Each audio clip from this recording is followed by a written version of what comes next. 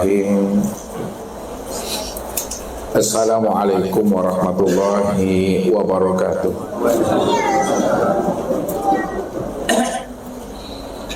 Alhamdulillah. Alhamdulillahilladzi qulubana binuri ma'rifati wal yakin wa adkhilna ma'al awliya'i wassalihin. Wassalatu wassalamu ala sayyidina Muhammadin nabi sayyidil mursalin wa ala alihi wa sahbihi rasulillahi ajma'in. Faqala Allah ta'ala fil Qur'anil Karim, a'udzu billahi minasy syaithanir rajim, bismillahirrahmanirrahim. Sanurihim ayatina fil afaq wa fi anfusihim hatta yatabayyana lahum annahul haqq wa bil ardi ayatul lil muqinin wa fi anfusikum afala tubsirun. Awalam yatafakkaru fi anfusihim balil insanu ala nafsihi basyirah wa'lamu anna fikum rasulullah. Sadaqallahul azim. Bapak Ibu, saudara-saudaraku jamaah tauhid yang dirahmati Allah. Sebagai seorang arif billah, di dalam hal belajar ilmu tauhid, ilmu ketuhanan atau ilmu ma'rifat adalah untuk mengenal dan memahami bahwa dirinya itu tidak pernah ada sejak mula jadinya. Kapan dirinya itu tidak pernah ada sejak mula jadinya? Dirinya itu tidak pernah ada sejak mula jadinya ketika Allah itu benar-benar telah wujud dengan sendirinya. Sebelum adanya kehidupan, Allah itu sudah lebih dahulu wujud sebelum adanya kehidupan. Sebelum adanya segala yang ada ini, maka Allah itu sudah lebih dahulu ada dan wujud sebelum adanya segala yang ada ini. Artinya bahwa Allah itu lebih dahulu ada, Allah itu lebih dahulu wujud, Allah itu lebih dahulu awal sebelum adanya segala sesuatu, sebelum adanya kehidupan, bahkan sebelum adanya kata-kata itu ada, maka Allah itu sudah lebih dahulu ada sebelum kata-kata itu ada. Begitulah sebenarnya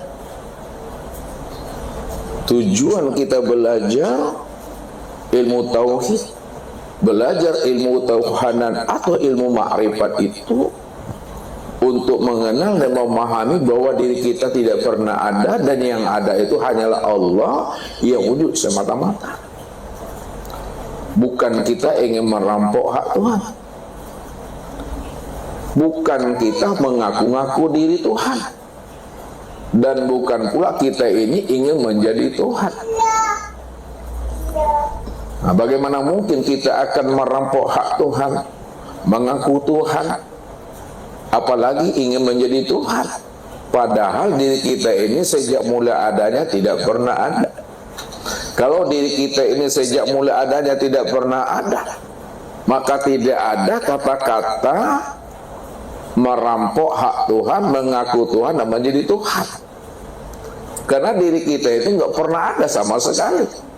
Itu mesti dipahami, mesti disadari bahwa diri kita itu tidak pernah ada sejak mula adanya, awal sampai akhir. Dan itu mesti disadari sampai habisnya usia umur kita ini, sampai runtuhnya dunia. Nah, kalau kita ingin selamat dunianya, selamat akhiratnya. Akan tetapi sebaliknya Bapak Ibu, kalau kita tidak menyadari bahwa diri kita itu tidak pernah ada sejak mula adanya, tidak kita sadar itu, bahwa kitalah yang merasa yang wujud, kitalah yang merasa kita ini yang bersifat.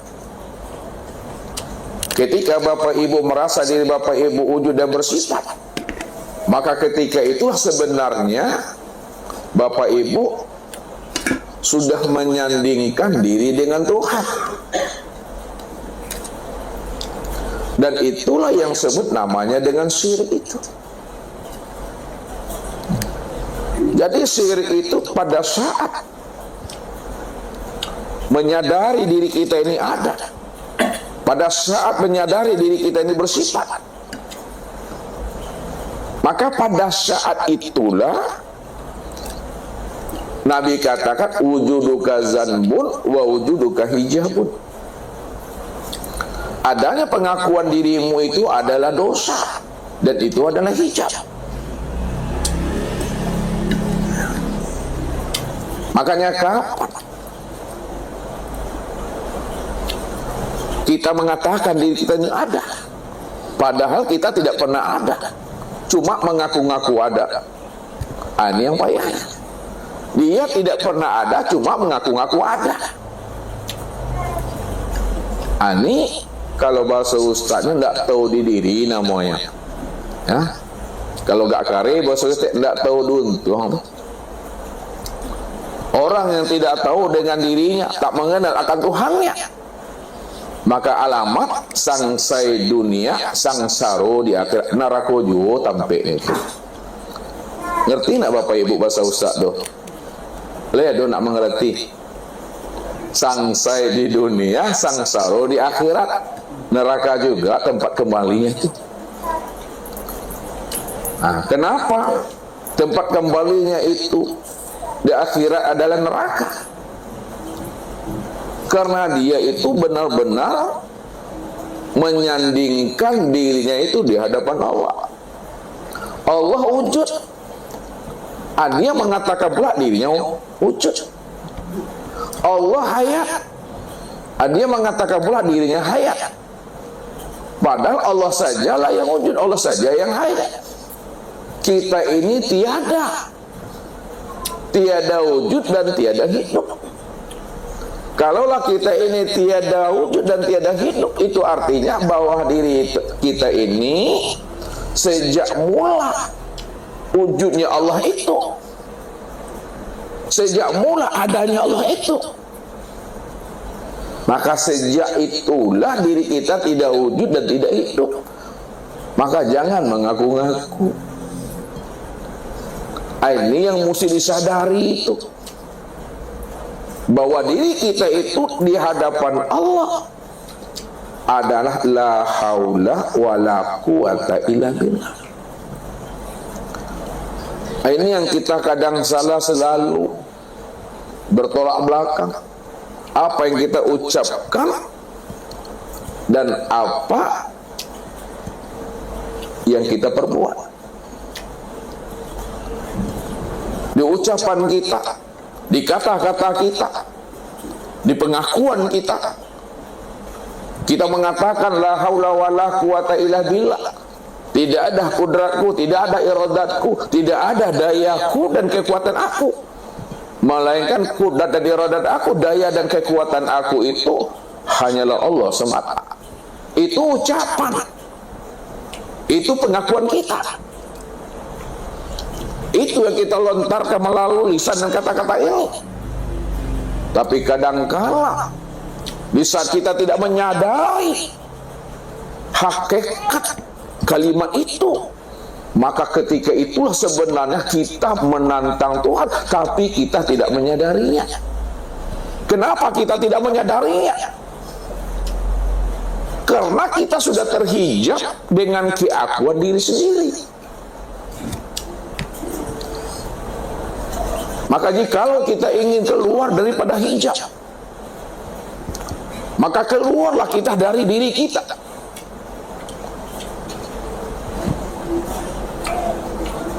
Kalau kita sudah keluar dari diri kita,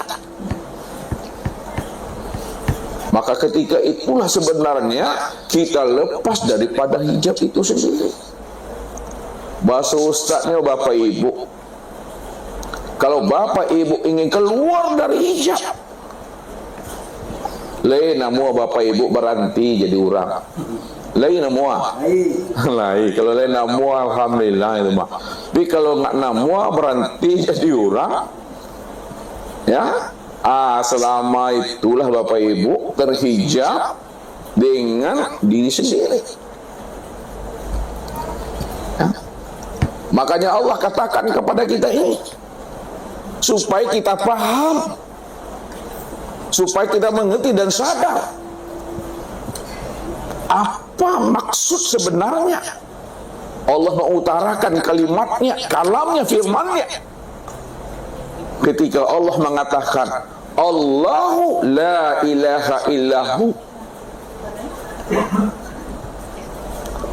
Allah lah satu-satunya yang wujud, Allah lah satu-satunya yang tunggal. Tidak ada diri yang lain selain daripada dirinya, hanya Dia satu-satunya yang wujud dengan tunggal.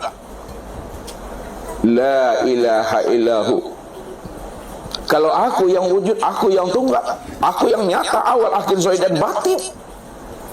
Maka tidak ada yang awal, akhir, zahir dan batin. Tidak ada yang wujud dan yang nyata, melainkan yang wujud dan yang nyata, awal, akhir, zahir dan batin itu adalah aku, kata Allah. Kullu syai'in halikun ila wajhahu. Tiap-tiap segala sesuatu, tiap-tiap segala yang wujud dalam bentuk rupa yang berbeda, wujud yang lain, nama yang berbagai-bagai, pada sekalian alam ini, hakikatnya halikun, hakikatnya tidak pernah ada, hakikatnya hanya bayang-bayang saja. Kalau Allah mengatakan hakikat segala yang wujud dan yang ada ini adalah bayang-bayang, maka bayang-bayang itu tidak punya hakikat, Bapak Ibu.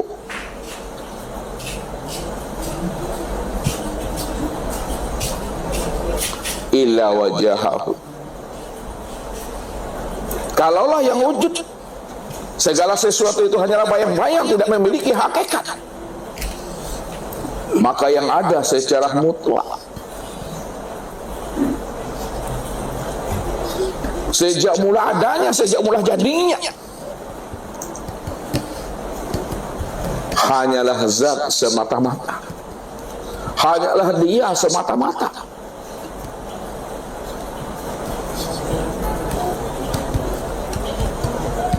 Maka disinilah kita mesti belajar dan memahami siapa dirinya dan siapa diri kita ini, supaya kita tahu siapa yang qadim dan siapa yang baharu. Rupanya yang qadim dan yang baru itu hanya satu saja wujudnya, hanya satu saja orangnya. Yang qadim itu menamai dirinya yang baharu. Kalaulah yang qadim itu menamai dirinya yang baharu, maka yang baharu itulah kenyataan yang qadim. Kalaulah yang baharu itu kenyataan yang qadim, maka baharu itulah sebenar-benarnya diri yang qadim itu.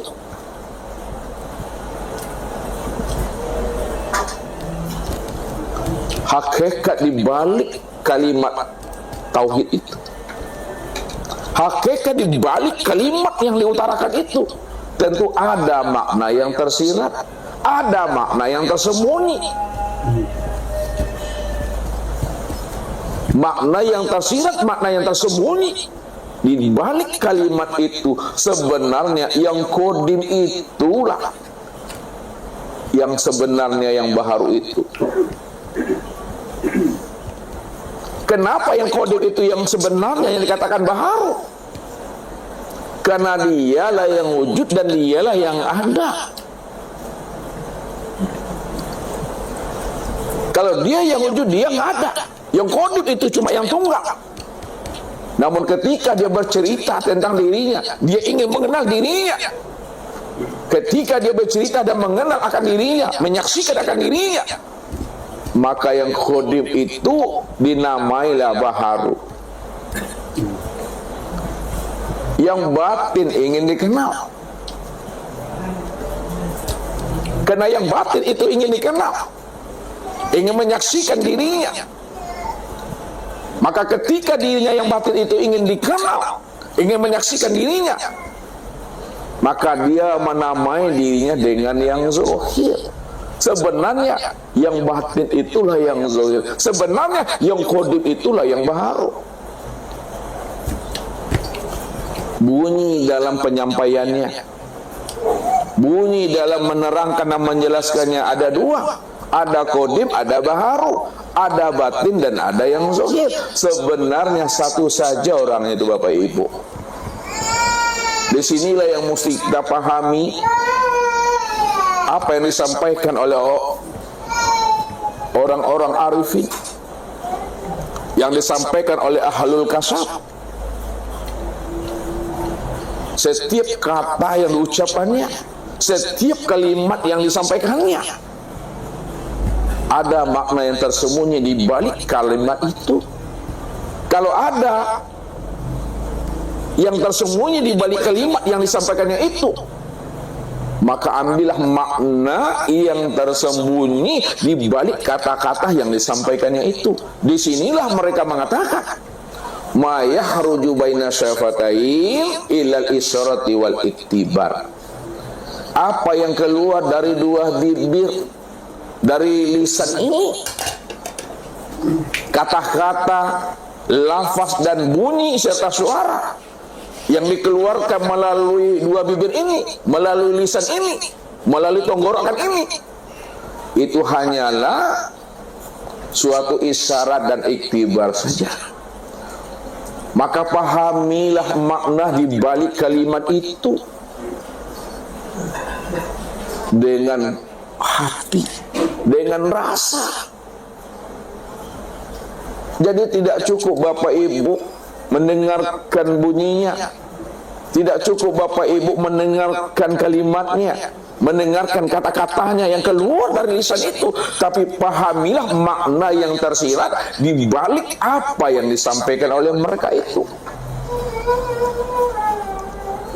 Maka sulit Bapak Ibu merangkai kata-kata yang tersembunyi di dalam diri.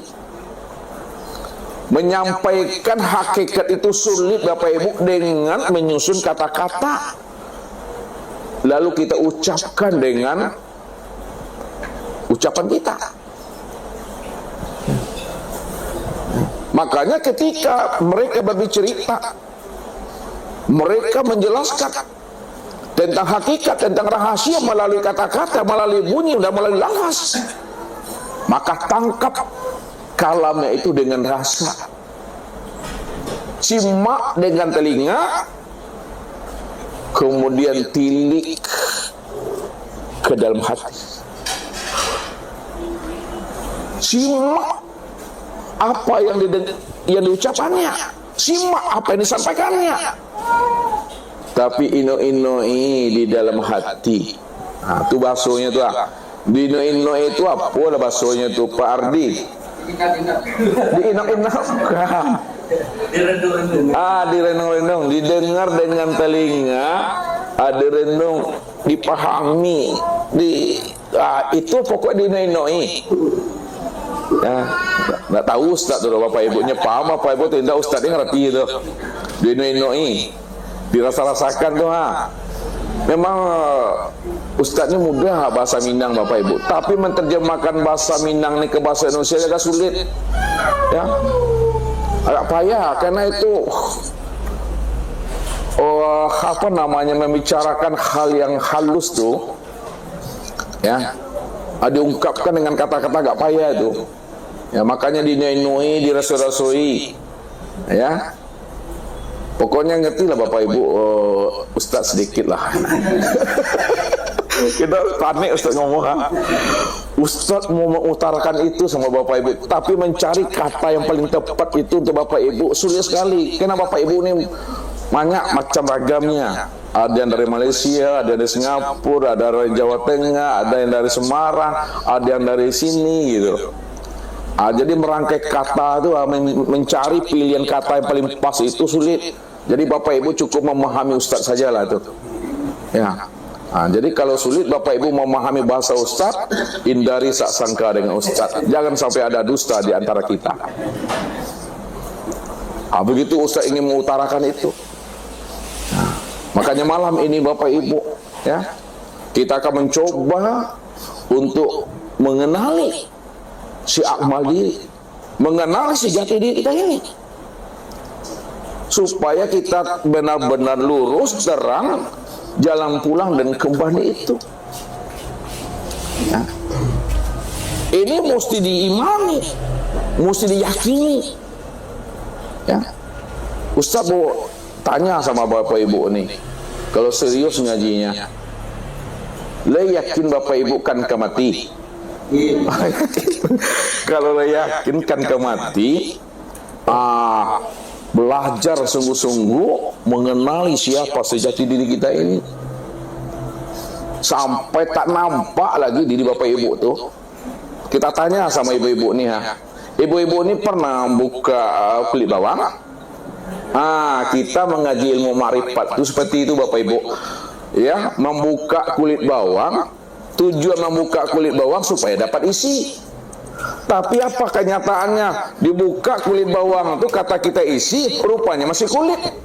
Dibuka lagi, kulit lagi. Dibuka lagi, kulit juga lagi. Belum dapat isinya. Sampailah kulitnya habis dibuka, yang isinya alun juga bersobok leh. Alun juga bersobok leh tu Pak Asman, alun juga bersobok leh dah. Nah ini yang sedihnya aku nih. Ustaz itu udah dibuka kulitnya, tujuannya dapat isi, sampai habis kulit bawang itu Pak Azman buka, rupanya isinya belum berjumpa juga lagi. Belum jumpa juga lagi, sampai habis kulitnya. Maka yang terasa apa? Yang tercium apa? Tercium baunya saja lagi. Tunggulah agak 5-10 menit, hidupkan kipas. Setelah itu baunya pun hilang. Rupanya yang tidak ada itulah yang bawang tuh. Ustaz mengajak Bapak Ibu malam ini mencari yang tidak ada. Yang ada jangan dicari, makan sila. Cari yang tidak ada tuh, karena yang tidak ada tuh yang sabanado. Siapa yang sebenar ada tuh? Ya aku. Aku yang mana? Itulah yang aku yang sejati. Innani anallah la ilaha illa ana. Maka itu lebih pahamnya Bapak Ibu mengenal sejati diri dan seamal diri, sehingga kita tahu siapa aku yang sebenarnya. Maka tunggulah pesan-pesan berikut.